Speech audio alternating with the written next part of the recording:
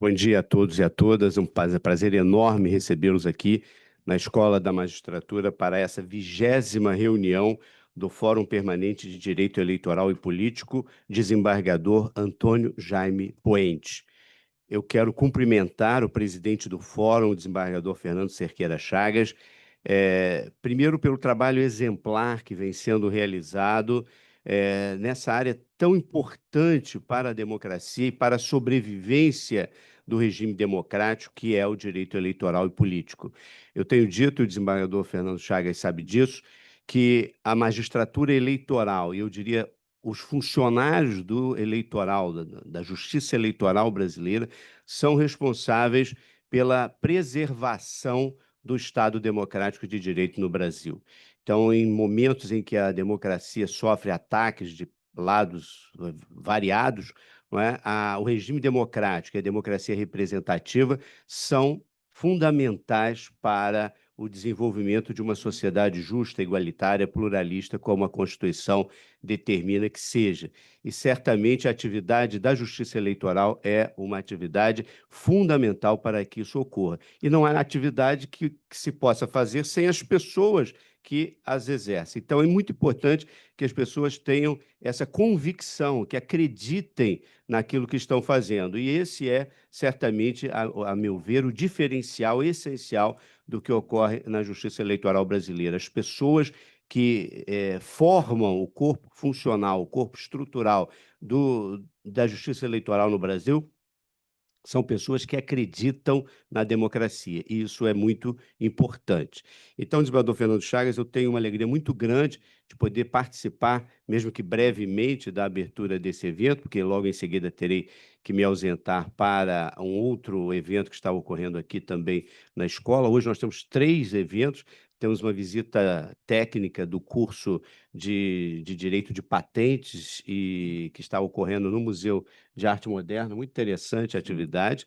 Temos um fórum de direito sobre consensualismo na administração pública e o fórum de direito eleitoral e político, que eu fiz questão de seu desembargador Fernando Chagas de estar presente. Cumprimento a desembargadora Maria Helena Pinto Machado, a diretora da Escola Judicial Eleitoral, que vem fazendo um trabalho também excepcional, o desembargador Ricardo Alberto Pereira, e o membro do efetivo do TRE e membro deste fórum também, se não me engano, o juiz Bruno Bodar. E, de modo especial, quero cumprimentar o promotor de justiça, doutor Bruno Oliveira Correia, que é nosso professor também da Escola da Magistratura do Estado do Rio de Janeiro. E dizer que, certamente, a escolha de um tema tão relevante como esse, relativo à captação ilícita de sufrágio e corrupção eleitoral, é algo que, num período pré-eleitoral, como estamos vivendo, é fundamental que a gente entenda bastante o que está acontecendo. E me parece que a próxima eleição será uma eleição onde, definitivamente, a propaganda impressa, os galhardetes e coisas desse tipo estarão substituídas pelas mídias eletrônicas, não é? A tecnologia será o grande diferencial do próximo pleito. E essa tecnologia pode ser utilizada para várias finalidades e também tendo os seus problemas, não é? Se tínhamos o problema do derrame, não é? Do derrame de santinhos no dia da eleição, não é? Voo da madrugada, com vários apelidos que se dava a isso, vamos ter coisas como o AstroTurfing, até escrevi um artigo lá para a nossa revista da Escola Judicial Eleitoral, exatamente sobre o AstroTurfing, e mostrando que também não há nenhuma novidade. A questão é e eu até cito um trecho do Júlio César no Shakespeare, onde há um convencimento para convencer Brutus de que ele deveria cometer o ato criminoso. Se escrevem várias cartas com caligrafias diferentes, dando a entender a ele que seria herói caso praticasse o atentado. Então, ele era motivado mediante uma falsa percepção de que aquele ato teria apoio popular. E certamente o que vai acontecer no próximo pleito é exatamente esse superdimensionamento dos apoios utilizando bots, e a diferença está na tecnologia, ou seja, no volume que você consegue produzir de percepções de que determinada pessoa é uma pessoa que tem um apoio popular, que realmente é catalisadora de toda uma concepção da sociedade.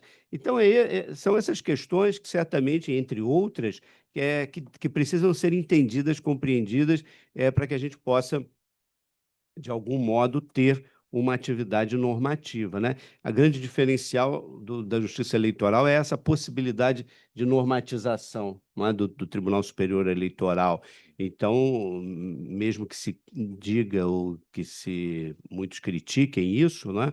Essa possibilidade que seria uma usurpação de um poder legislativo, né? Mas é fundamental que a gente, na ausência de normas jurídicas editadas pelo Poder Legislativo, nós tenhamos uma regulamentação do processo eleitoral através da atividade normativa prevista constitucionalmente do Tribunal Superior Eleitoral.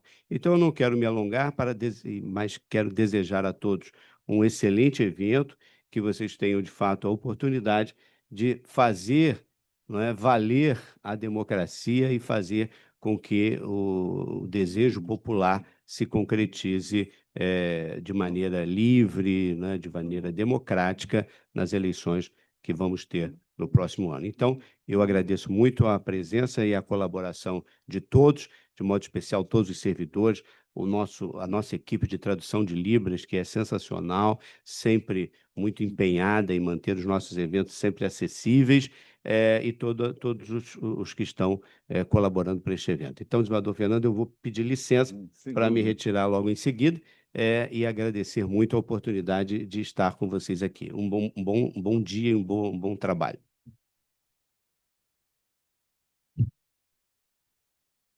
Muitíssimo obrigado. Bom dia a todas e todos. Prazer imenso recebê-las e recebê-los aqui na nossa reunião do Fórum de Direito Eleitoral e Político. Cumprimento, agradecendo muitíssimo pela presença e abertura magnífica o nosso diretor-geral, Cláudio Delorto. Cumprimento também a nossa, é bom que se diga sempre, desembargadora, diretora da Escola Judiciária Eleitoral, nossa parceira. Esse evento está sendo feito em parceria com a EJE. Para nossa honra, desembargadora Maria Helena Pinto Machado. Cumprimento também desembargador Ricardo Alberto Pereira, um parceiro e está sempre envolvido aqui nas atividades do nosso fórum, para nossa alegria. Acho que tudo foi falado pelo desembargador Delorto, né? Eu, pelo menos, estou ávido para ouvir o doutor Bruno Gaspar. Doutor Bruno Gaspar é promotor de justiça e também coordenador das promotorias eleitorais, aqui, obviamente, do Ministério Público do Estado do Rio de Janeiro. Nós costumamos sempre prestigiar a prata da casa, né? Cumprimento também o membro do TRE, doutor Bruno Bodar, que vai atuar como moderador aqui na nossa palestra. Então, sem mais delongas, eu passo a palavra para a desembargadora Maria Helena, diretora-geral da EJE. Bom dia a todos. Gostaria de cumprimentar os integrantes da mesa na pessoa do diretor da Emerge, desembargador Cláudio Delorto, e dizer que é um prazer e uma imensa alegria poder, neste momento, ter uma parceria efetiva entre os tribunais, porque, afinal, todos somos poder judiciário em seus âmbitos diversos de atuação. Então, é importantíssima essa interface entre a Justiça Eleitoral e a Justiça Estadual porque, em regra, quer dizer, os juízes, né, que fazem as eleições, quem está ali à frente, são os juízes eleitorais, são os promotores eleitorais, todos integrantes do Estado do Rio de Janeiro. Então, essa parceria trazida pelo Fórum de Direito Eleitoral com a escola é muito importante, seja para os operadores do direito, seja para todos os servidores, que a gente troque uma ideia nesse ano não eleitoral, porque as eleições que se avizinham, elas tendem a ser bastante tumultuadas, até porque não se sabe ainda se vai haver ou não a implementação do novo Código Eleitoral, se for aprovado até outubro, ok? Senão não se vai ter uma alteração efetiva por conta do princípio da anualidade, mas fato é que é necessária essa troca de ideias e conversa. E essa troca de ideias não seria possível sem a participação do promotor de justiça, doutor Bruno Gaspar, que veio aqui, né, nos ensinar que nós estamos sempre aprendendo, e do doutor Bruno Bodar, que é membro efetivo do Tribunal Eleitoral, até além de outras virtudes, as quais eu não vou ficar aqui falando, sob pena de ser muito longa a lista. Espero que tenhamos um encontro bastante frutífero. Obrigada.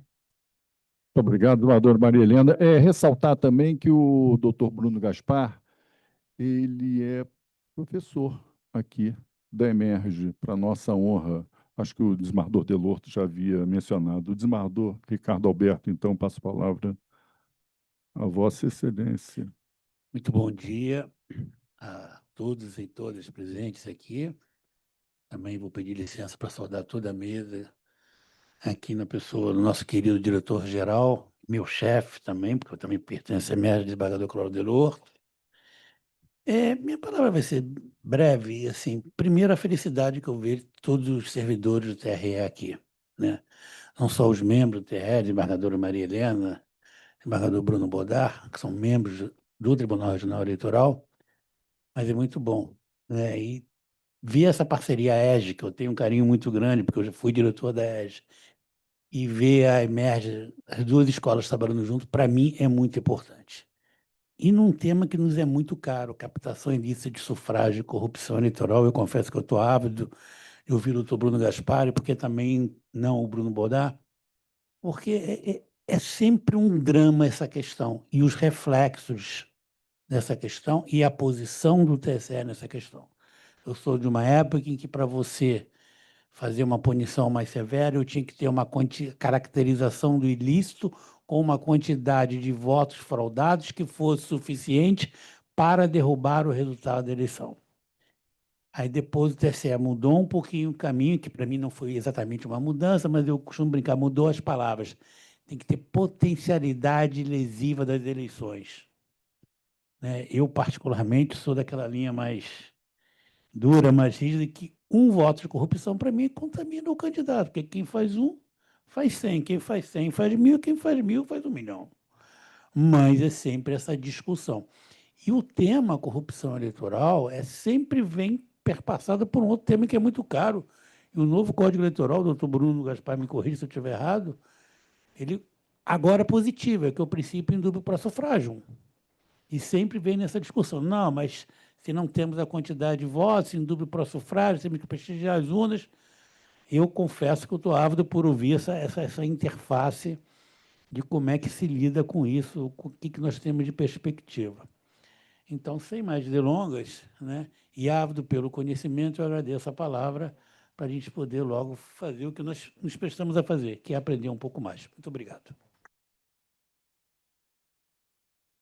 Muito obrigado. Então, eu vou agora dissolver a mesa, agradecendo muitíssimo ao diretor-geral da Emerge, o desembargador Cláudio Delorto, pela abertura e presença, e vou chamar o nosso palestrante, doutor Bruno Gaspar, e o doutor Bruno Bodar também, para fazerem parte da mesa.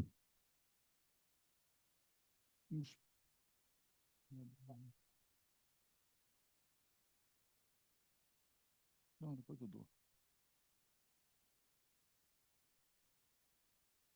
Tá ótimo. Pode passar para cá. Deixa o doutor Bruno ali, até porque ele vai usar o... Doutor Bruno, por favor, fique à vontade. Aonde o senhor se sentir melhor.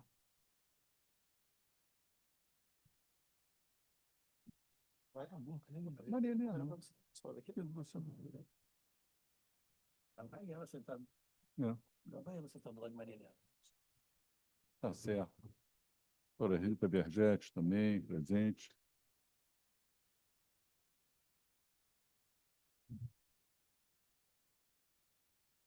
Doutor Bruno, a palavra está com Vossa Excelência, querido amigo.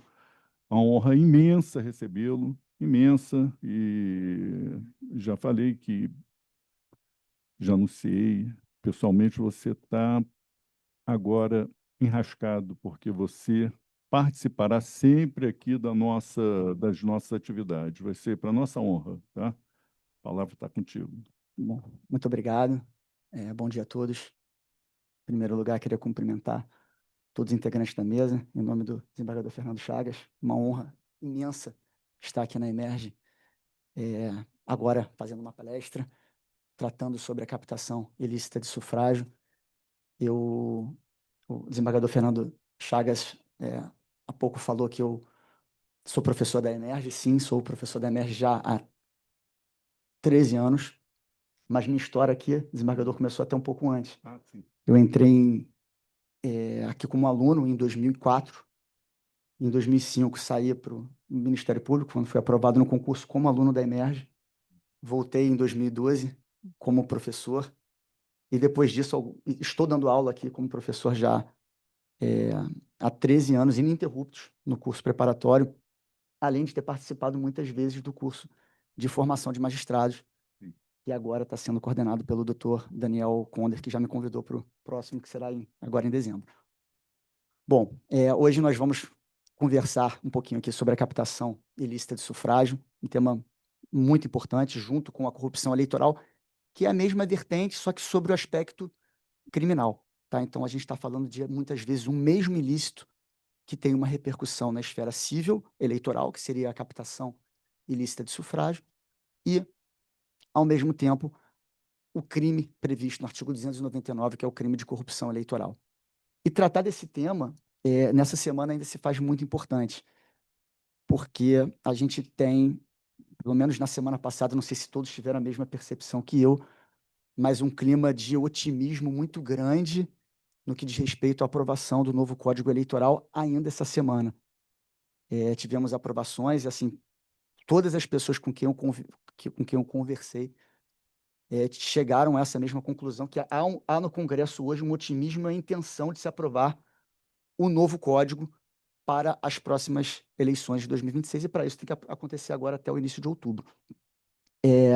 E temos aqui, desembargador, muitos pontos importantes. Claro que a gente vai tratar da captação ilícita de sufrágio e do crime de corrupção eleitoral de acordo com a nossa legislação vigente, mas também traremos quais serão as eventuais mudanças. Eu digo eventuais mudanças porque também tivemos antes alguns momentos em que se dizia que havia um otimismo para aprovar o novo Código Eleitoral. Né? O projeto de lei complementar é de 2021, e a cada ano diz, não, para a próxima eleição ele vai, para a próxima eleição ele vai. Muitas emendas aconteceram, ainda estão acontecendo, a gente não sabe se vai ser aprovado ou não, mas a gente tem que entender, é importante que a gente saiba, se ele estiver, o novo Código Eleitoral, se ele for aprovado para o próximo pleito, como vai ficar a captação ilícita de sufrágio e o crime de corrupção eleitoral. E é isso que a gente vai trazer. Primeiro, a gente vai trazer a legislação atual, mas depois vamos trazer também alguns aspectos relacionados ao projeto de lei complementar 112. Bom, vamos começar falando sobre a legislação atual, como está a captação ilícita de sufrágio. Ela está prevista no artigo 41A da Lei 9.504 de 97. E quase todas as informações que a gente precisa saber estão no próprio caput do artigo 41A. Ressalvado o disposto no artigo 26 e seus incisos, constitui captação de sufrágio vedada por esta lei o candidato, e aqui tem um ponto importantíssimo que a gente vai ver depois de uma mudança positiva, caso seja aprovado o novo Código Eleitoral, mas na atual redação é o candidato doar, oferecer, prometer ou entregar ao eleitor, com o fim de obter-lhe o voto, bem ou vantagem pessoal de qualquer natureza, inclusive emprego ou função pública, desde o registro da candidatura até o dia da eleição, inclusive. Temos aqui um lapso temporal definido, tá?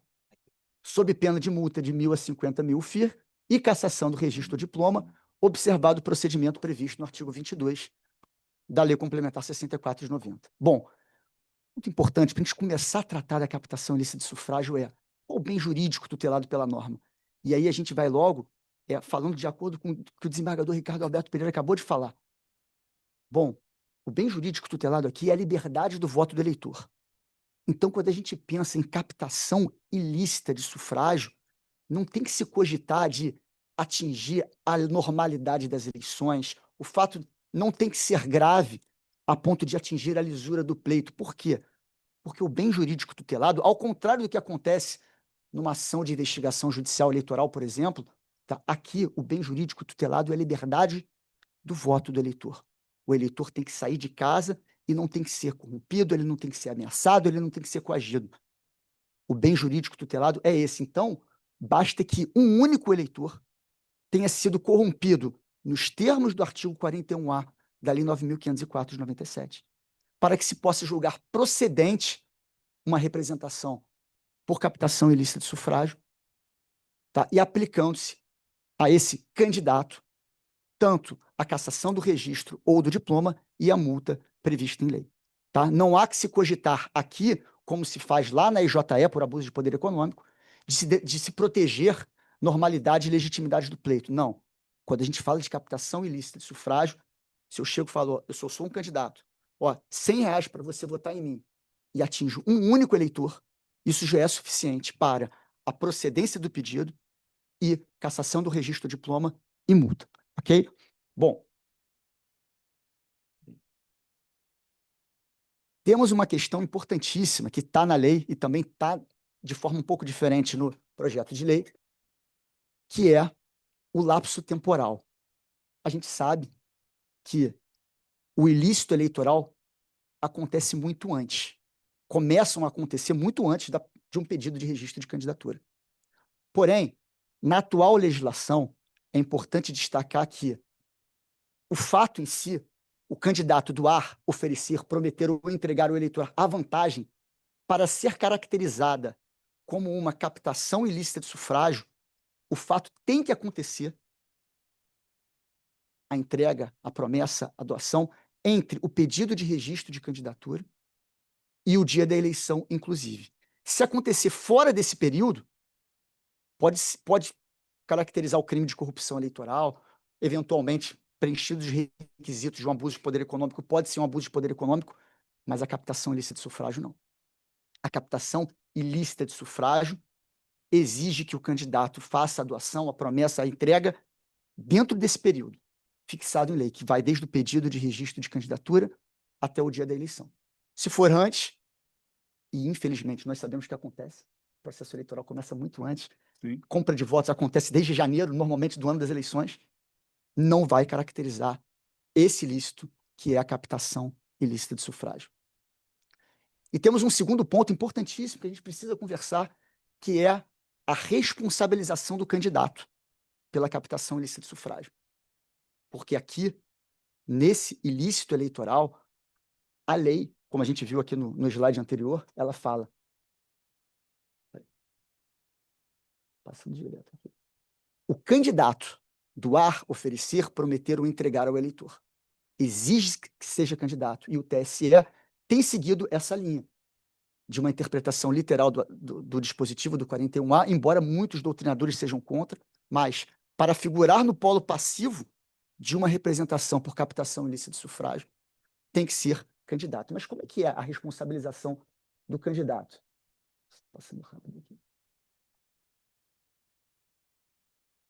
Obviamente, não podemos responsabilizar um candidato como mero beneficiário de uma captação ilícita de sufrágio, até porque ele não tem controle sobre tudo que vai acontecer em uma eleição. Tá? Somente o candidato figura no polo passivo dessa representação. Tá?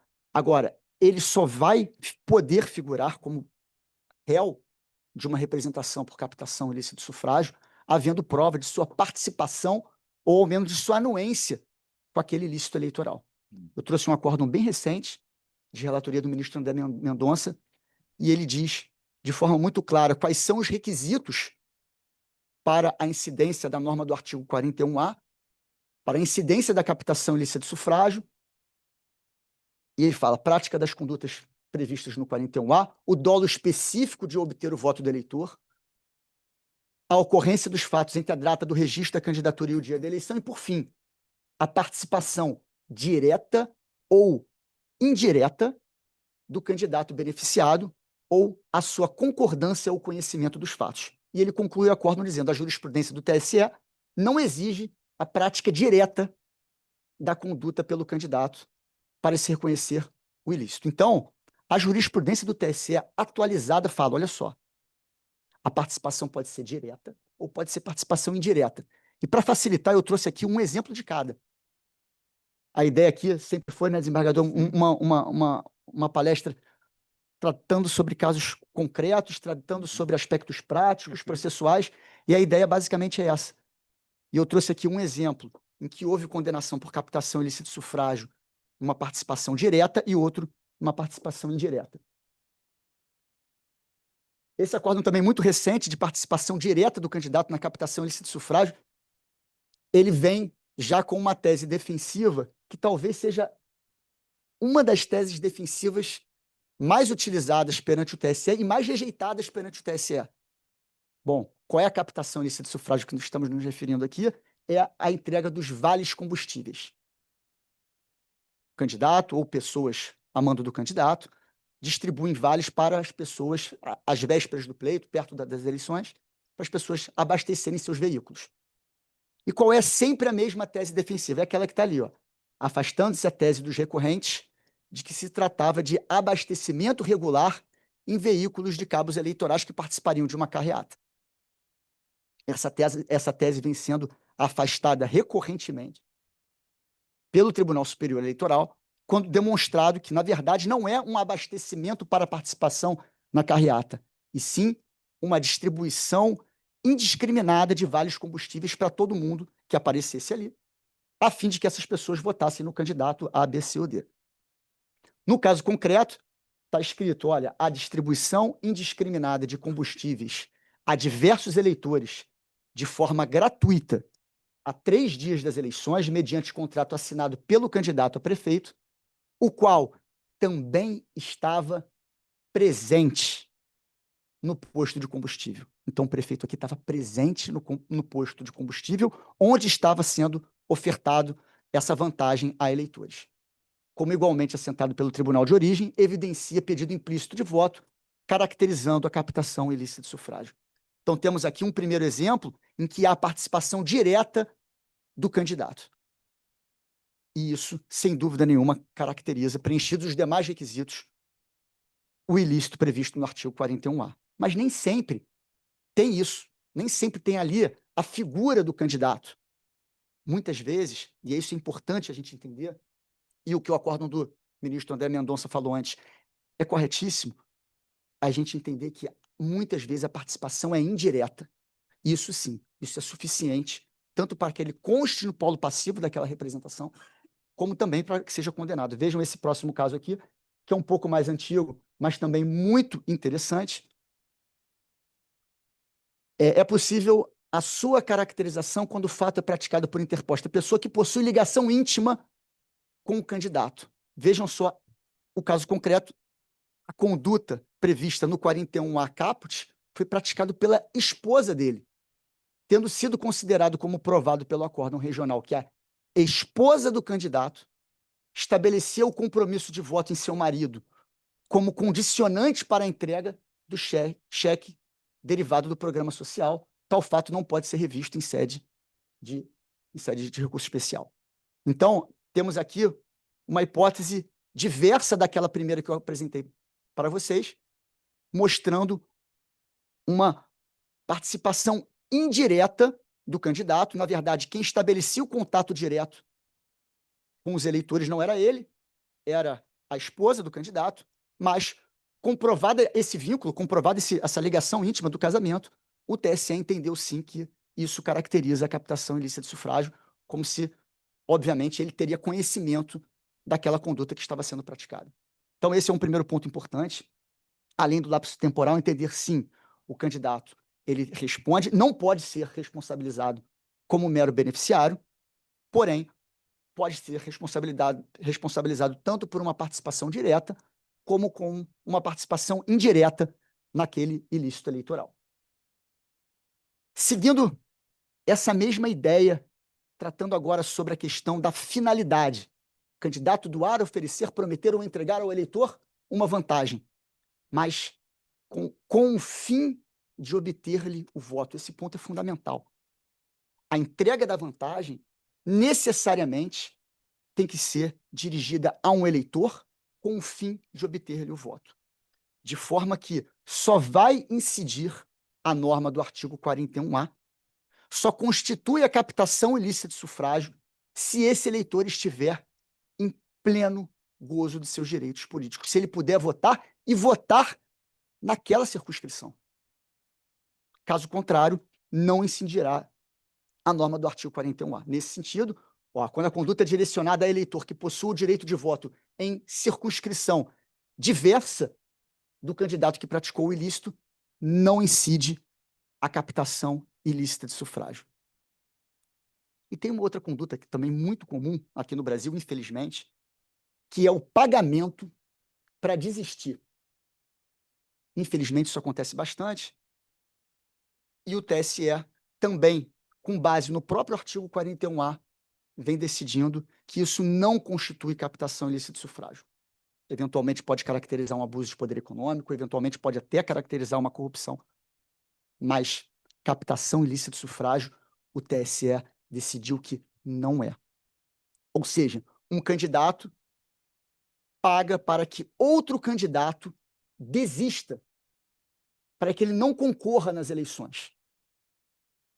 Isso o Tribunal Superior Eleitoral falou que não é captação ilícita de sufrágio. Por quê? Porque não tem a finalidade de obter o voto do eleitor. Tá? Então, quando a norma fala candidato doar, oferecer, prometer ou entregar ao eleitor com o fim de obter-lhe o voto, é o voto. Não pode servir essa conduta para a desistência do pleito e também não pode servir essa conduta para que convencer um eleitor que não vai votar naquela circunscrição. Ele vota em outra ou está com direitos políticos suspensos, não constituirá aí a captação ilícita de sufrágio. E a gente tem que ter muito cuidado quando analisa um caso de captação ilícita de sufrágio, porque é obrigatório, quando a gente trata desse tema, pensar numa vantagem de cunho pessoal. Alguns casos também já chegaram ao TSE em que ficou muito no limite se seria uma vantagem de cunho pessoal, vantagem para fruição particular ou um plano de atuação política, o que não vai configurar, obviamente, também a captação ilícita de sufrágio. Uma promessa genérica dirigida a um número indeterminado de pessoas, uma vantagem de construção de moradias, por exemplo, isso não é captação ilícita de sufrágio, isso é uma promessa genérica de campanha, e tudo bem. Então, essa outra diferenciação que tem que ser feita, trouxe até um acórdão também que trata sobre isso, em que já tem bastante tempo, mas a jurisprudência do TSE segue essa mesma linha até hoje. A exposição de plano de governo e a mera promessa de campanha feita pelo candidato relativamente ao problema de moradia, a ser cumprido após as eleições, não configura a prática da captação ilícita de sufrágio. Tá? A despeito do pedido de voto, não ficou comprovado o oferecimento de bem ou vantagem pessoal de qualquer natureza. Então, tem que ser uma vantagem de cunho pessoal ao eleitor, com o fim de obter-lhe o voto. Assim, julgada procedente, pode haver a cassação do registro do diploma e também a aplicação de multa ao candidato.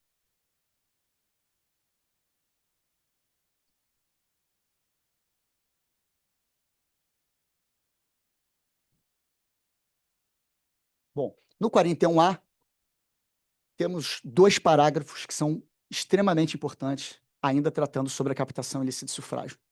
O primeiro reflete já uma posição do TSE bastante antiga sobre desnecessidade do pedido explícito do voto.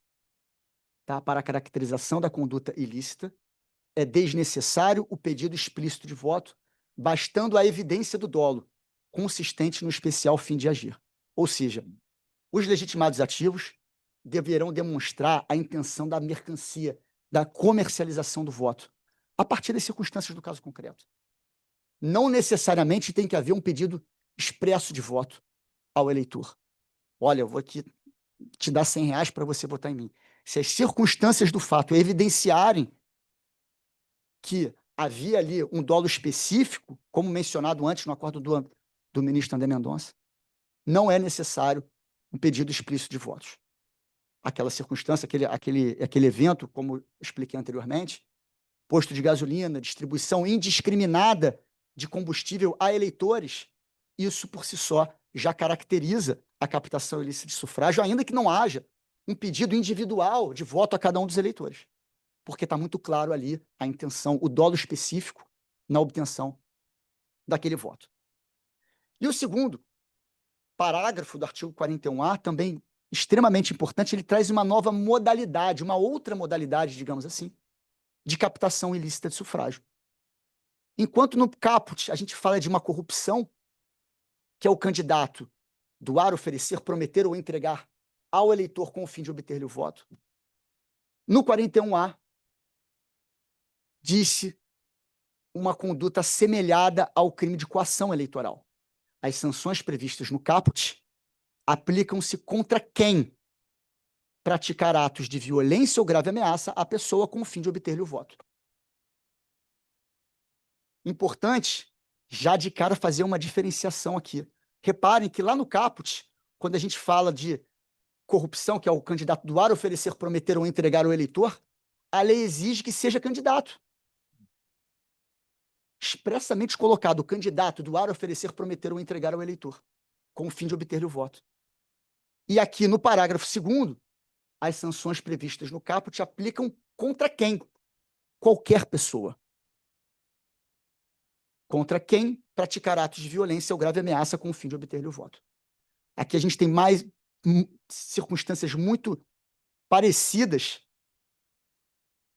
com o crime de coação eleitoral, e a gente tem vários exemplos a respeito do crime de coação eleitoral, alguns exemplos típicos aqui até do estado do Rio de Janeiro, organizações criminosas que coagem eleitores de determinada comunidade a votar em determinado candidato. Temos outra situação, infelizmente, muito comum, relacionada a vereadores, candidatos a prefeito, que coagem eleitores, ameaçam eleitores a votar nesse vereador, nesse prefeito, ameaça eleitores a perda de um benefício social caso não votasse no candidato. Isso é bastante comum, tá? Infelizmente, a gente tem Bolsa Família, o ex-auxílio emergencial, e vimos diversos casos de vereadores dizendo: olha, se você não votar em mim, eu vou mandar tirar o seu Bolsa Família. Se você não votar em mim, eu vou mandar tirar o seu auxílio emergencial. E o TSE tem uma postura extremamente correta em relação a esse assunto, que eu gosto muito. O TSE fala: olha só, não interessa se esse vereador tem ou não o poder de tirar o benefício social. E não tem, né? O programa social, o Bolsa Família, é um programa do governo federal. Um vereador não tem o poder de tirar o benefício social de ninguém, mas não interessa. O TSE já decidiu algumas vezes que essa circunstância de ausência de poder de gestão sobre o programa social não afasta a caracterização do crime do artigo 301 do Código Eleitoral e também não afasta a incidência do 41A, parágrafo 2º, que é uma forma de coação muito recorrente. Se você não votar em mim, eu vou tirar o seu benefício social. Isso é uma ameaça real. O eleitor se sente realmente coagido com uma ameaça como essa. Isso é uma realidade aqui no Brasil. O eleitor muitas vezes acredita realmente que aquele vereador pode tirar o benefício social dele. Como se ele soubesse se o voto existiu ou não. Exatamente. E importante ressaltar ainda que muitas vezes esses benefícios sociais chegam ao eleitor através do CRAS, da Secretaria Municipal de Assistência Social, o que torna mais razoável ainda a gente entender que o eleitor pode acreditar que aquela ameaça pode ser concretizada. Então, é importante 41A, parágrafo 2º, e atentar para o fato que, na atual configuração, não precisa ser candidato. Exigência da figura do candidato é só para o caput. Para captação ilícita de sufrágio nessa modalidade, que é atos de violência ou grave ameaça, isso não é exigido.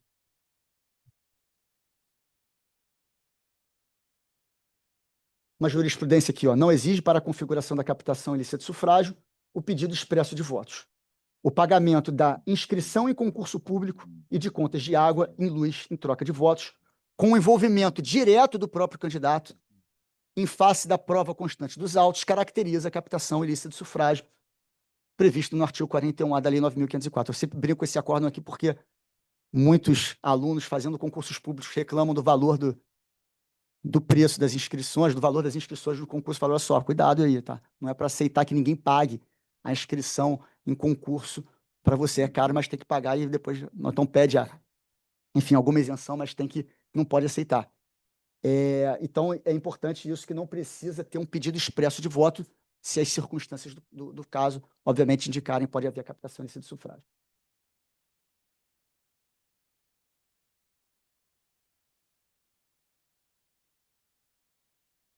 Peraí que tá.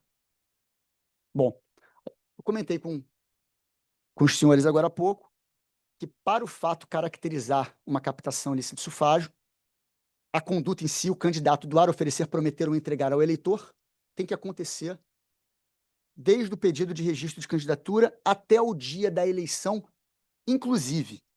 Mas e o prazo para a representação? Qual é? Bom, o prazo para a representação é do registro de candidatura também, só que vai até a data da diplomação. Até a data da diplomação dos eleitos, e vai seguir o mesmo rito procedimental da IJE, que é o rito do artigo 22 da Lei Complementar 64 de 90. Então, o fato em si tem que acontecer do pedido de registro de candidatura até o dia da eleição. Mas a representação pode ser ajuizada até a data da diplomação, até porque tem que ser apurado, tem que ouvir testemunhas, então é natural que esse prazo seja um pouco maior. Tá? Os legitimados ativos são partido político, coligação, federação, candidato ou Ministério Público Eleitoral, obviamente. E a gente tem uma questão aqui que é importantíssima, que eu já até falei, mas vou repetir agora, que é a questão da legitimidade passiva. Bom, toda a doutrina, a maior parte dos doutrinadores critica até o entendimento do TSE, a literalidade, dizendo, olha, qualquer pessoa pode praticar a captação ilícita de sufrágio. Mas o TSE, ele faz uma interpretação literal da norma do artigo 41A. E diz que terceiro não candidato, ele não tem legitimidade para figurar no polo passivo da representação por captação ilícita de sufrágio. Tá? Gente, obviamente, se for pleito majoritário, e se tratando de pleito majoritário, sendo essa ação aqui uma ação cassatória, o vice entra. Candidato a vice-prefeito, candidato a vice-governador, candidato a vice-presidente e os suplentes do senador. Porque, em caso de procedência da representação por captação ilícita de sufrágio, julgada procedente, vai haver a cassação da chapa. Aplica-se aqui a súmula 38 do Tribunal Superior Eleitoral. Tá? Ações cassatórias, nas ações cassatórias, pleitos majoritários, haverá a cassação da chapa. Então, o vice tem que compor o polo passivo da representação. Ainda que não tenha nenhuma participação direta. O vice tem que compor. A gente viu isso não numa representação por captação ilícita de sufrágio, mas na IJE que foi julgada, na primeira IJE que foi julgada contra o ex-presidente da República, por conta de uma reunião que ele teria realizado no Palácio com embaixadores e supostamente havido um discurso de desinformação sobre as urnas eletrônicas. Essa foi a IJE, não vou entrar no mérito se foi julgada certo ou errado, mas o fato é que o vice não participou dessa reunião e foi réu, que era o vice, o Braga Neto, candidato a vice Braga Neto. E a primeira parte do julgamento dessa IJE no TSE foi justamente julgar improcedente em relação a ele, mas ele teve que constar no polo passivo. Por quê? Porque se a chapa do ex-presidente fosse eleita, havendo a cassação do registro, ia ser a cassação de toda a chapa. Então, aqui na representação, captação ilícita de sufrágio, mesma coisa. Tá? E a inelegibilidade? Inelegibilidade é uma sanção dessa representação aqui por captação ilícita de sufrágio? Não, não é. Não é uma sanção. Tá? Mas ela pode ser um efeito consequencial, um efeito secundário dessa representação, sim. Se houver a cassação do registro ou diploma, pode gerar inelegibilidade por conta da causa de inelegibilidade que está no artigo 1º, inciso 1º, a linha J da Lei Complementar 64 de 90. O juiz eleitoral, nas eleições municipais, ele se depara com uma representação por captação ilícita de sufrágio. Ele tem que entrar no mérito da inelegibilidade? Não, nem deve. As sanções que o juiz deve aplicar são aquelas que estão no 41A caput, ou seja, multa e cassação do registro ou diploma. A inelegibilidade vai ficar lá na frente, caso essa pessoa queira se candidatar, e isso vai ser analisado por ocasião do pedido de registro de candidatura. Mas o juiz eleitoral, quando ele julga uma representação por captação ilícita de sufrágio, ele não tem que entrar no mérito da inelegibilidade. Na IJE tem, porque na IJE tem inelegibilidade como sanção direta. Mas aqui não. Aqui é multa e cassação do registro ou diploma. Tudo bem?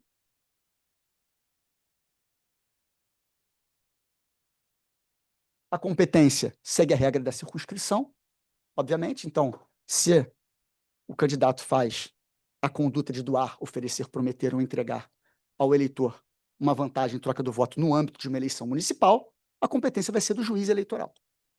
Se isso acontecer no âmbito de uma eleição estadual ou federal, caberá ao TRE respectivo julgamento dessa conduta, dessa representação. E, por fim, se a doação, oferta, promessa ou entrega ocorrer no âmbito de uma eleição presidencial, o julgamento dessa representação caberá ao Tribunal Superior Eleitoral, observando-se, como falei para vocês, o rito do artigo 22 da Lei Complementar 64 de 90. Bom, em caso de procedência, e aqui tivemos uma mudança importante na jurisprudência do TSE a partir de 2021. Sempre se falou, olha, cassação do registro ou do diploma e multa. Julgou procedente. Há provas da representação por captação ilícita de sufrágio, cumulatividade das sanções. Aplica-se tanto a cassação do registro ou diploma, como a multa. E a jurisprudência anterior do TSE falava, olha, se terminou o mandato, essa ação não pode prosseguir. Perde o interesse processual. E essa foi justamente a mudança que a gente observou em 2021. O TSE permitindo que, ainda que tenha encerrado o mandato, ainda que a pessoa não tenha sido eleita, prosseguimento dessa ação visando a aplicação da multa, o que foi um entendimento correto, já seguindo outros precedentes de outras ações que o TSE já vinha aplicando. Então, me parece que veio corretamente. Quando há, o entendimento continua esse, quando há mandato a ser cassado, as duas sanções são obrigatórias. Julgou procedente, aplica-se tanto a multa como a cassação do registro de diploma. Mas se não houver mais mandato, se já tivesse encerrado o mandato, não tem problema, a ação pode prosseguir visando a aplicação da multa. Peraí que eu acho que eu passei. O prazo do recurso do artigo 41A, parágrafo 2º, prazo de 3 dias, assim como as contrarrazões. O recurso ordinário, em caso de afastamento do cargo, perda de mandato, ele vai ser sempre recebido no tribunal, seja o TRE, seja no TSE, com efeito suspensivo, norma do artigo 257, parágrafo 2º. Bom, e aí? Falamos sobre todos os pontos importantes da captação ilícita de sufrágio, a gente vai daqui a pouco entrar na vertente criminal desse assunto, mas aqui a gente tem que conversar um pouco, por conta da possível mudança ainda essa semana, já para as próximas eleições, do novo Código Eleitoral. O que a gente tem de mudança relevante aqui? Bom, eu já enxergo alguns avanços e enxergo também retrocessos. O avanço de cara que eu enxergo no artigo 574 é: constitui captação ilícita de sufrágio o quê? Doar, oferecer, prometer ou entregar ao eleitor. Tiraram a figura do candidato. O que me parece corretíssimo. Agora não tem mais o candidato, não tem mais a exigência de ser candidato para praticar a captação ilícita de sufrágio.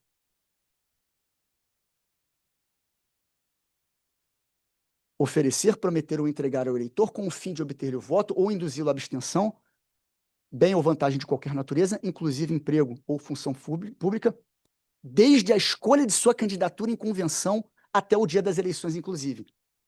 Lembra o lapso temporal que eu conversei com vocês? Que era do registro de candidatura até o dia da eleição, inclusive? Aumentou.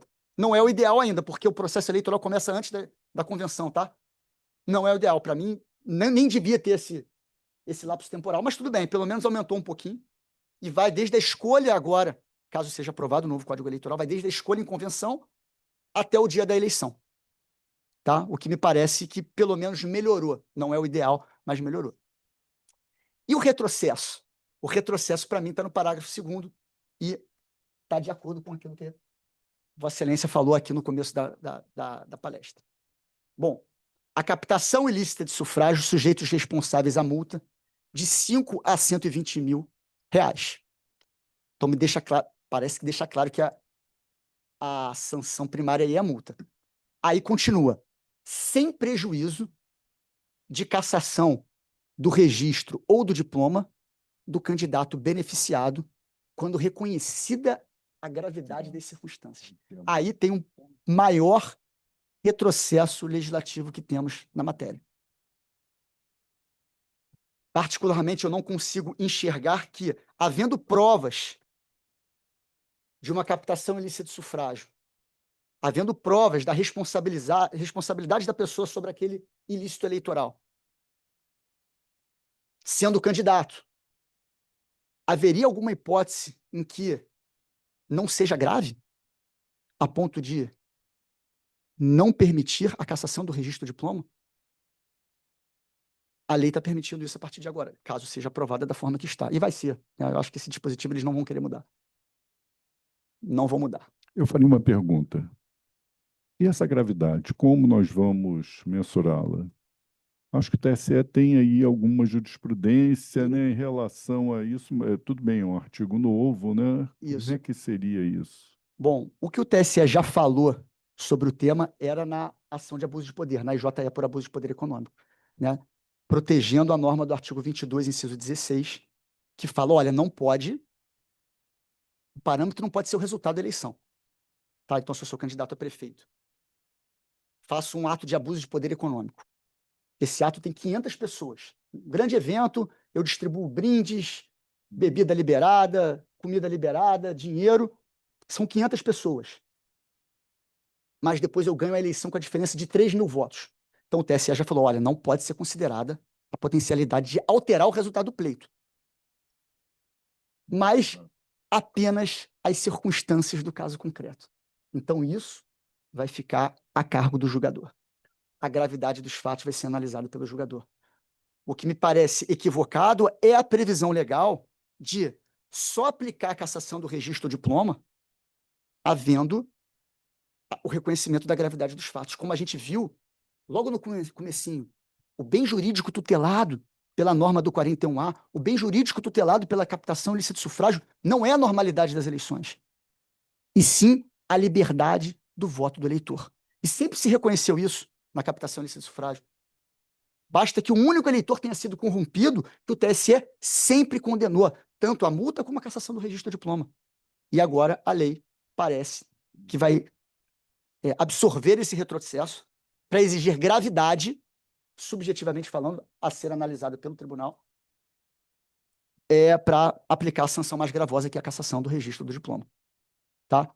O parágrafo 3º ele traz aqui a coação de novo, aquela outra forma de captação ilícita de sufrágio, que é a violência ou grave ameaça contra a pessoa com o fim de obter-lhe o voto, e o prazo da representação até a data da diplomação. Tá? Isso foi uma mudança depois de algum tempo de disputa lá dentro do Congresso, porque a intenção do Congresso Nacional era que todas as ações cassatórias fossem ajuizadas obrigatoriamente 15 dias após o pleito. Isso aí, depois de muita discussão, eles aumentaram o prazo e realmente isso veio por bem, porque nós todos que já trabalhamos aqui a maior parte dos envolvidos no processo eleitoral não estão exclusivamente na função eleitoral, né? Os juízes eleitorais são juízes eleitorais, mas continuam fazendo audiência de vara de família, vara criminal. Os promotores, mesma coisa.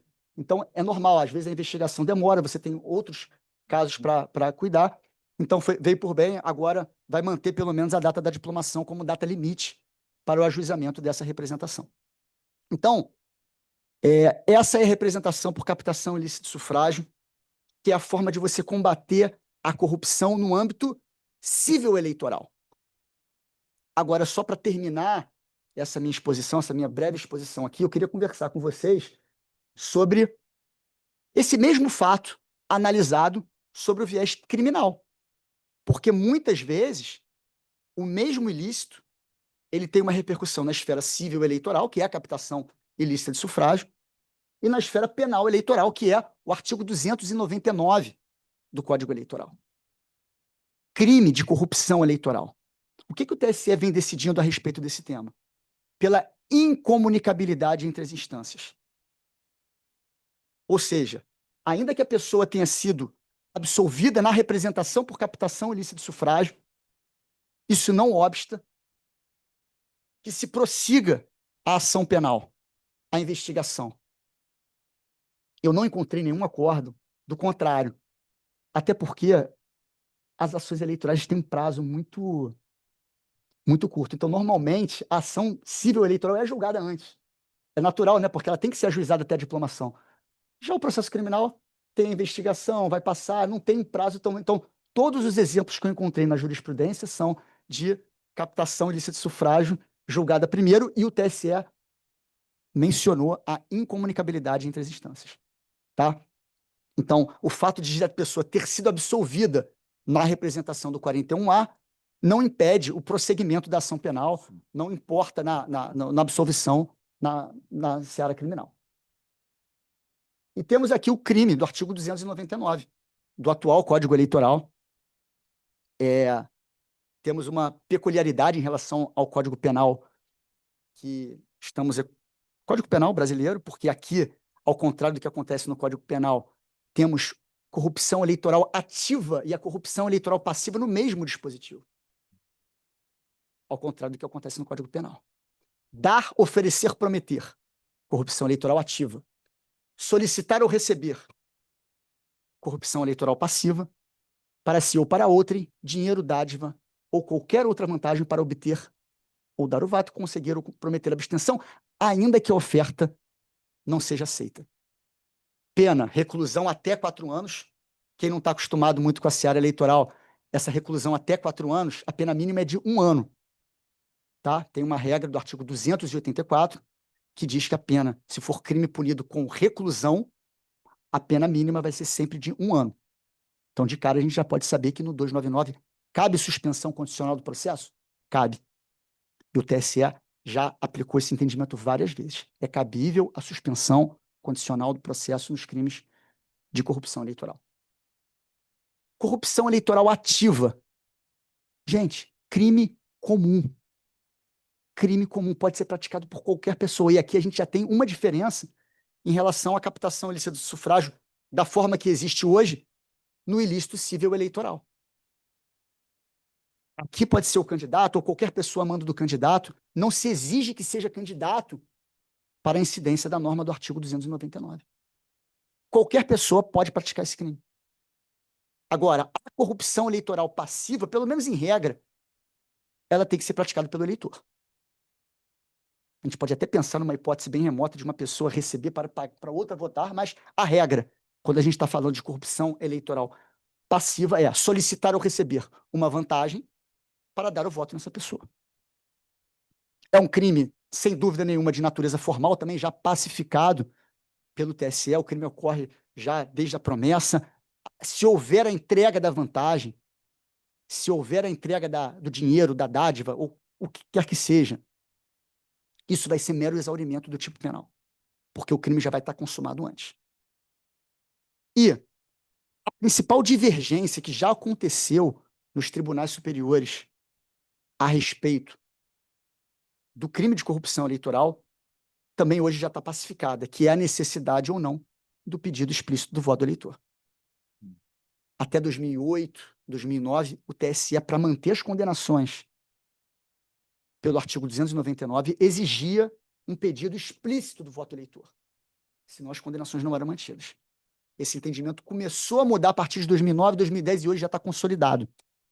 Ou seja, desnecessário o pedido explícito do voto do eleitor.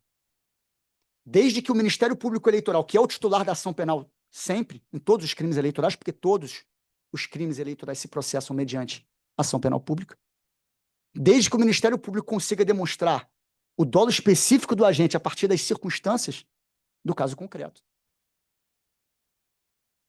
O crime pode ser configurado, pode ser caracterizado, independentemente do pedido explícito de voto dos eleitores. Vamos mostrar isso, como é que a jurisprudência vem tratando sobre o tema.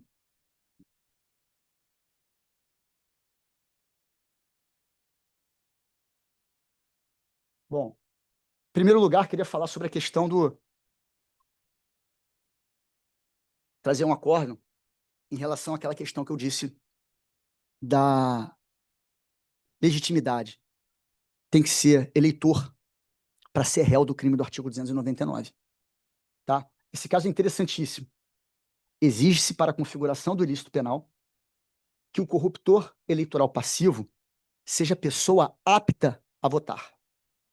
Olha que caso interessante. Na espécie, foi comprovado que a pessoa beneficiada com a doação de um saco de cimento e com promessa de recompensa estava, à época dos fatos, eleições de 2008, com os direitos políticos suspensos, em razão de condenação criminal transitada em julgado. Logo, não há que se falar em violação da liberdade do voto de quem, por determinação constitucional, está impedido de votar, motivo pelo qual a conduta descrita nos autos é atípica. Ou seja, o eleitor, ou suposto eleitor, na verdade não era eleitor, ele recebeu um saco de cimento a pretexto de votar na pessoa, mas ele sequer poderia votar. E por isso, o Tribunal Superior Eleitoral considerou a conduta atípica, e a conduta atípica aqui é para os dois, obviamente. Tá?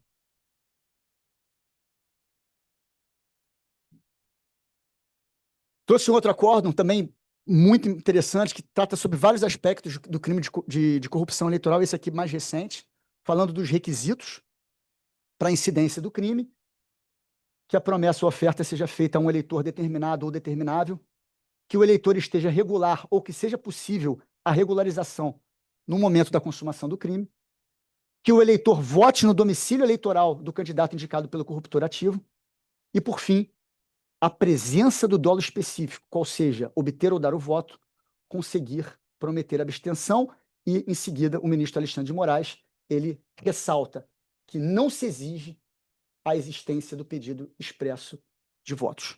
Tá? Então, ressalta mais uma vez essa tese que já vem sendo adotada pelo TSE há muito tempo, ou seja, para a caracterização do crime do artigo 299 do Código Eleitoral, o MP tem que demonstrar a intenção da mercancia, tem que demonstrar o dolo específico da conduta, mas não há necessidade de pedido explícito do voto do eleitor.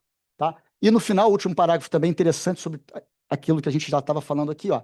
Tendo em vista a independência e autonomia entre as instâncias, a anterior análise do fato na seara civil eleitoral não pode servir como referência para excluir aspectos relacionados às questões de fato, materialidade e autoria do delito, sendo certo que a improcedência do pedido de impugnação de mandato eletivo, aqui foi uma AIME, né, ação de impugnação de mandato eletivo, foi julgada improcedente, se fundamentou na insuficiência de elementos de prova, fundamento que não geraria qualquer repercussão em outra instância, ainda que fosse utilizado pelo juízo criminal.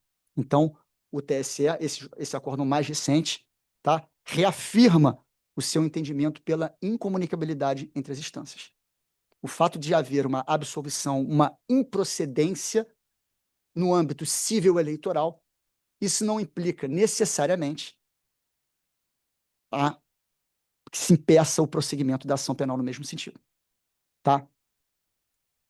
Mais um acórdão aqui. Para a configuração do delito de corrupção eleitoral, existe a finalidade de obter ou dar o voto, ou conseguir ou prometer abstenção, que não se confunde com pedido expresso de voto. E aqui, o TSE, nesse acordo aqui, até um pouco mais antigo, fala como é que você verifica o dolo específico, se não há o pedido expresso de votos? Não existe uma forma concreta da gente falar isso. Uma forma de a gente materializar isso com parâmetros concretos. Não existe. Tá? É uma análise casual. E aqui, disse o TSE, a verificação do dolo específico, em cada caso, é feita de forma indireta, por meio da análise das circunstâncias do fato, tais como a conduta do agente, a forma de execução do delito, e o meio empregado. Tá? Ainda que não tenha o pedido explícito de votos, o pedido expresso do voto do eleitor, tá? Pode haver a configuração do delito do artigo 299 do Código Eleitoral. E, por fim, para terminar aqui a nossa conversa, eu trouxe como é que está o crime de corrupção eleitoral, caso seja aprovado o projeto de lei 112 de 2021. Bom, primeiro aspecto importante que a gente vai ter, finalmente, e eu acho que vem por bem essa parte, a redução do número de tipos penais. Atualmente, a gente tem mais de 70 tipos penais eleitorais, espalhados pelo Código Eleitoral, pela Lei 9.504, na própria Lei Complementar 64 de 90 e Lei 6.091 de 74.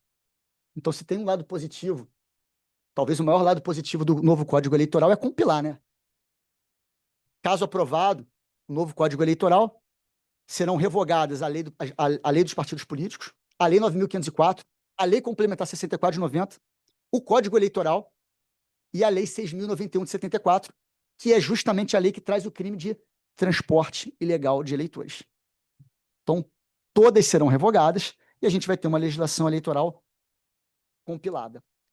O número de tipos penais, que hoje passa de 70, vai para 19. Então, tem alguns crimes de 1965 que realmente não fazem qualquer sentido estar na nossa legislação hoje. O crime do artigo 306, o desembargador Fernando Chagas, ele fala sobre furar fila na eleição, pena de multa. Se o mesário tirar uma pessoa da fila, impedir a ordem de votação da fila. Isso é crime eleitoral, artigo 306 do Código Eleitoral. E, ao mesmo tempo que temos uma conduta criminosa de não observar a ordem de votação, a nossa legislação atual não tem um tipo penal específico para a conduta do Caixa 2. O que me parece também grave. Claro que se aplica o artigo 350 do Código Eleitoral, muita gente já foi condenada pelo artigo 350 do Código Eleitoral, inclusive o artigo 350, que é a falsidade ideológica, que é o Caixa 2, foi o que gerou a mudança de entendimento do STF. Foi o STF decidir, olha, crime comum com crime eleitoral tem que ir tudo para a justiça eleitoral. O que decidiu isso, o que foi determinante, foi o Caixa 2. Porque, principalmente por ocasião da Operação Lava Jato, a gente tinha crimes de corrupção do Código Penal, não corrupção eleitoral, crime de corrupção, sendo processados pela Justiça Federal, conexos com crimes de Caixa 2. Falsidade ideológica, artigo 350 do Código Eleitoral. E estava cindindo.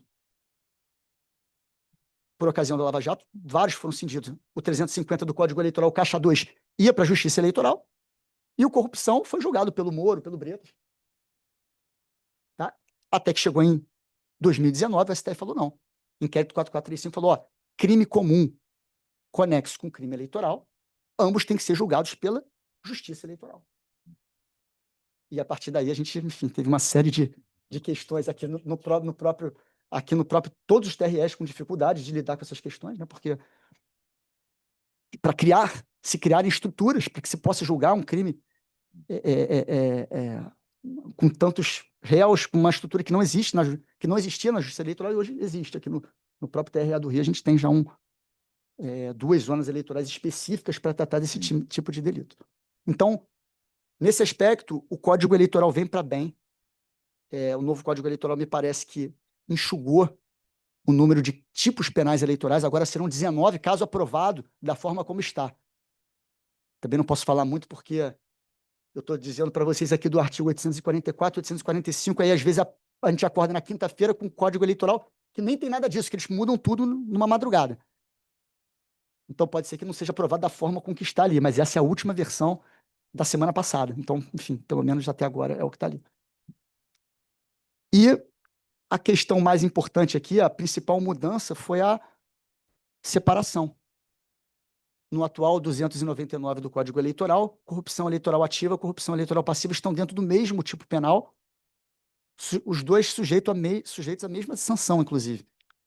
Agora a gente tem um crime de corrupção eleitoral ativa no artigo 844, com pena de reclusão mínima de 2 anos, já afastando o cabimento da suspensão condicional do processo, mas permitindo, por exemplo, o acordo de não persecução penal sem problema nenhum. Já a corrupção eleitoral passiva está no artigo 845, solicitar ou receber, para si ou para outra, direto ou indiretamente, dinheiro, dádiva ou qualquer outra vantagem para dar o voto ou abster-se de votar. Eu acho que não teve nenhuma mudança relevante no que diz respeito aos entendimentos do TSE a respeito do tema. A questão é a separação mesmo dos dois dispositivos e a mudança da pena, porque para a corrupção eleitoral passiva mantém-se a pena mínima de 1 ano, cabendo a suspensão condicional do processo. Já para a corrupção eleitoral ativa, a pena mínima vai ser de 2 anos e não caberá mais a suspensão condicional do processo. Parágrafo único da corrupção eleitoral ativa incide nas mesmas penas, aumentadas de metade a 2/3, quem contrate intermediários para a compra de votos, ou seja, nestes termos contratado. Então, assim, essa é a única diferença que tem, porque esse dispositivo não, enfim, não existe no atual artigo 299, então é uma das novidades que nós temos aí. Bom, isso foi o que eu preparei aqui para a gente conversar hoje, falando sobre a captação ilícita de sufrágio, sobre a corrupção eleitoral. Eu queria, em primeiro lugar, me colocar à disposição para qualquer pergunta que vocês tenham. Não só agora, mas sempre. Eu tenho vários amigos, colegas daqui da magistratura, que desde o curso de formação me pediram e me ligam, às vezes, na época das eleições: poxa, Bruno, dá uma ajuda, quero ouvir tua opinião. E queria me colocar à disposição de vocês para isso. E para responder dúvidas agora, agradecendo, obviamente, também ao convite, desembargador Fernando Chagas. Foi uma honra, desembargador. Honra nossa. Um prazer muito grande estar aqui e espero estar outras vezes aqui na EMERGE. Muito Com obrigado. certeza. Bom, tivemos uma palestra de excelência, e, como eu disse, agora o Dr. Bruno Gaspar está umbilicalmente ligado às atividades do nosso fórum. Eu vou passar para o Dr. Bruno Bodar, moderador, por 10 minutos, e depois para o desembargador Ricardo Alberto Pereira, que já anotou aqui, são 10 laudas de perguntas, mas, enfim, Bruno Bodar. Muito obrigado, desembargador Fernando Chagas. Em primeiro lugar, queria agradecer a Vossa Excelência, minha diretora, desembargadora Maria Helena, e ao diretor da EMERGE, desembargador Cláudio Delorto, pelo convite. Fiquei muito honrado. Também parabenizo o doutor Bruno Gaspar pela brilhante palestra. Vejam que eu sou aqui um mediador, um árbitro estilo Premier League, né? Segue o jogo. E agora eu faço as minhas intervenções, que são apenas duas, assim, diante do cenário apresentado. Eu tenho por princípio não estudar projeto de lei, porque sempre muda tudo, enfia um monte de jabuti no final das contas. Vai me dar trabalho de estudar depois mesmo? Então deixa ser aprovado, depois eu corro atrás. Mas uma das questões que o professor colocou, eu achei muito importante, que na ação civil, a mudança da obrigatoriedade da cassação do registro e do mandato para uma análise de gravidade das circunstâncias. E isso que me deixa impressionado quando se fala de ativismo judicial em tom crítico, porque, olha, nós temos um cenário em que a legislação não deixa um espaço semântico interpretativo para que o judiciário interprete se há gravidade ou não, tem que caçar. E agora os parlamentares jogam para o judiciário a discricionariedade de entender se há gravidade ou não. Para quando entender, é grave, ativismo. Não, aqui não é grave, ativismo. Então, qualquer situação vão acusar o judiciário de ativismo. Mas é o parlamento que está dando esse poder aos juízes, né? E realmente me parece, eu compartilho da sua impressão de que não é uma mudança salutar. O ideal é mesmo que o legislador estabeleça o que é. Você acha essa conduta grave? Então é grave, caça o registro e pronto. É a minha visão, pelo menos, né? A segunda questão é em relação à competência da Justiça Federal nesses casos que são normalmente muito complexos, né? Imbricados da falsidade ideológica eleitoral com outros crimes, em que o Supremo resolveu jogar essas operações enormes para a Justiça Eleitoral, sendo que historicamente a estrutura, perdão, da Justiça Eleitoral sempre foi muito enxuta, pela sua própria razão de ser. Está ali para assegurar a normalidade das eleições e pronto. E o Supremo, até depois desse inquérito, em outros precedentes não vinculantes, foi sendo ainda mais expansivo da jurisprudência, Prescrição, da né? competência da Justiça Eleitoral, né? Ao ponto de ter precedente dizendo que mesmo se houver uma cogitação de que houve um crime eleitoral Exatamente. na fase das investigações, depois se entendeu que aquilo era típico, mas só se cogitou lá, eu acho que fulano fez isso para comprar um voto, a competência da Justiça Eleitoral. A denúncia não tem mais crime eleitoral, já se reconheceu que não tem crime eleitoral, não tem nada de eleitoral, mas tem precedente supremo dizendo que é competência da Justiça Eleitoral. Eu acho que isso não faz o menor sentido, e como não é vinculante, me sinto à vontade para divergir disso.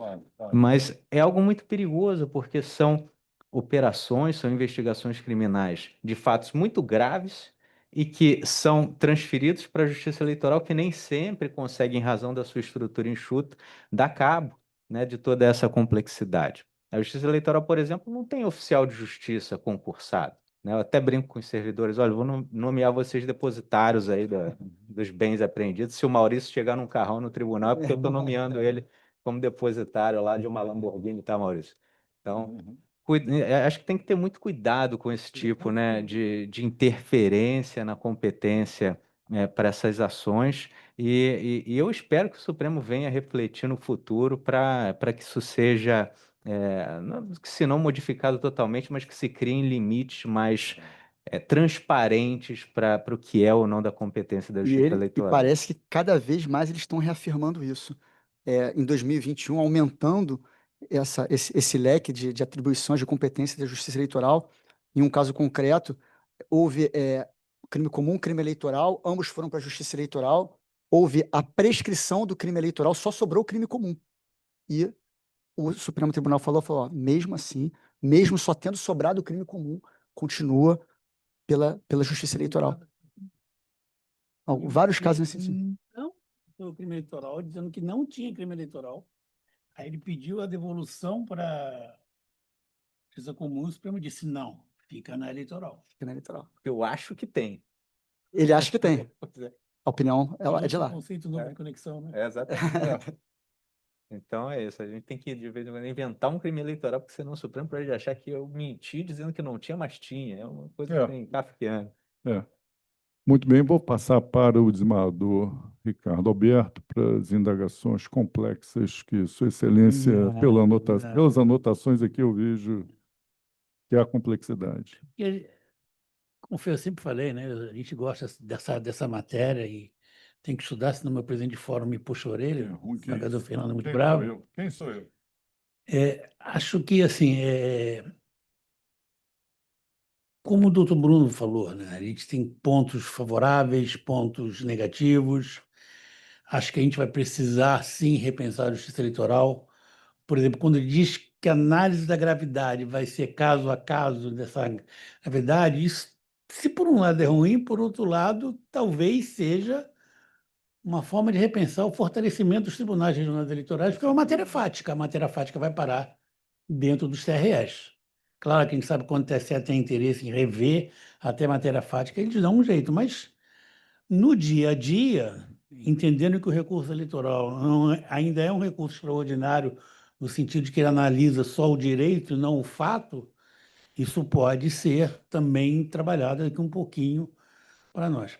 Mas, doutor Bruno, uma coisa que sempre me deixou assim um pouco de dúvida, né? Que é o parágrafo 2º, 41A, né? Que se aplica contra a pessoa que comete o crime, né? Lá por violência, grave ameaça. Mas aí, como ele é um parágrafo do 42º, do 41A, que eu falo isso na frente até do Dr. Nicolite, que é um autor, professor de Direito Penal, tem que ter, no meu entender, não tem, não sei, a pergunta é essa, uma vinculação com o candidato. Senão não tem sentido ele estar dentro daquela estrutura penal ali. Mas o TSE, em algumas vezes, já disse, não, mas esse crime é só do candidato. Como é que encaixa esse... Bom, a lei, assim, se você fizer uma busca na doutrina hoje de direito eleitoral a respeito do tema, os doutrinadores têm falado, olha, é um dispositivo que não exige a figura de ser candidato, porque se fosse essa a intenção, o legislador teria colocado contra candidato que ameaçar ou coagir eleitor no exercício, enfim, para obter o voto. Então, você pegar a principal.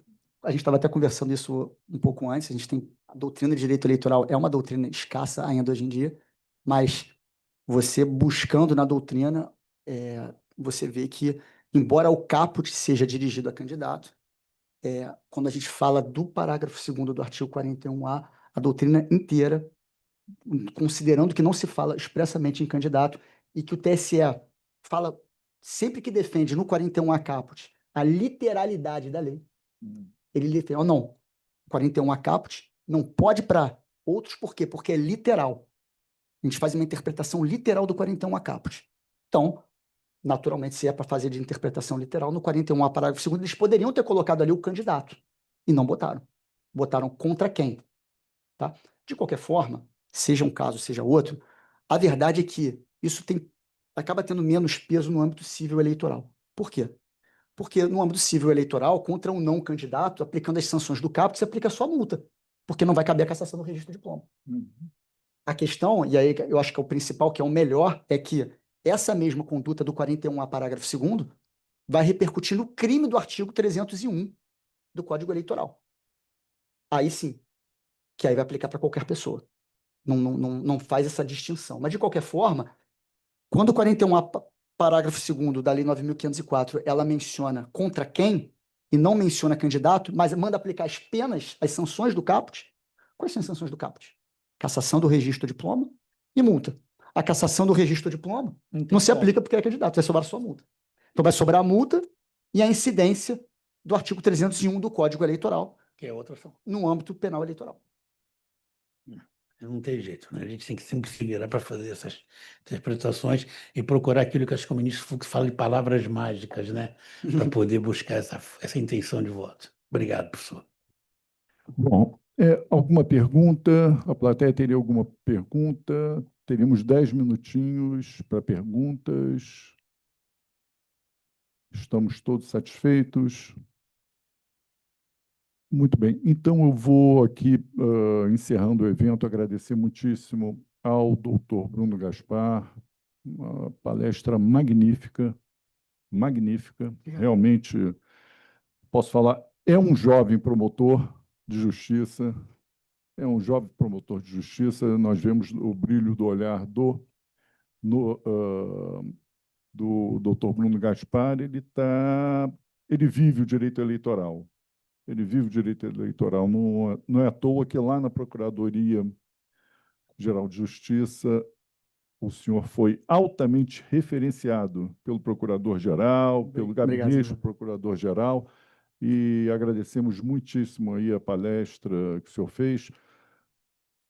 Ao meu querido parceiro, desembargador Bruno Bodar, também pelas considerações, e ao meu querido amigo, desembargador Ricardo Alberto, também pelas considerações. Desembargadora Maria Helena, Vossa Excelência está de parabéns pelo evento. A participação da EGE é sempre assim importantíssima. Eu vou então agora passar para eu falar ofertar fica meio difícil, né? Porque parece que eu estou incidindo em algum tipo, né? Porque, né, Cris Lepage, ofertar, né? Ofertar um cadeau, né? Offrir, né? Offrir, né? Offrir um cadeau. Oferecer, né? Porque em francês é isso, né? Nesse sentido, né? Mas então eu vou passar aqui ao Dr. Bruno Gaspar, o certificado e a nossa. Aqui nesse certificado está a nossa honra imensa do senhor ter participado aqui com essa palestra magnífica. A honra foi toda minha, desembargador.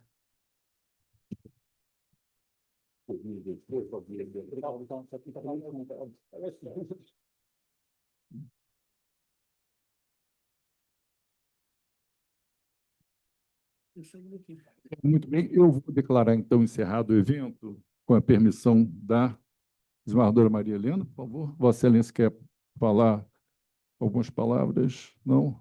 Então, vou declarar encerrado o evento. Nós teremos agora, no mês de outubro, se eu não me engano, 2 eventos. No dia 20 de outubro, 2 eventos estão programados. Um diz respeito a organizações criminosas, vai ser feito em parceria com o Fórum de Segurança Pública, né? Nós estamos montando, né? Vai ter a participação da procuradora, subprocuradora-geral da República, Silvana Battini, e estamos aí captando ilicitamente o doutor Bruno Gaspar para também participar desse evento. Tenho conversado com a doutora Karina Sena, e vamos ter um sobre desinformação no mesmo dia, na parte da tarde, palestra da ministra Estela Aranha. Muitíssimo obrigado a todas e todos. Está encerrado o evento.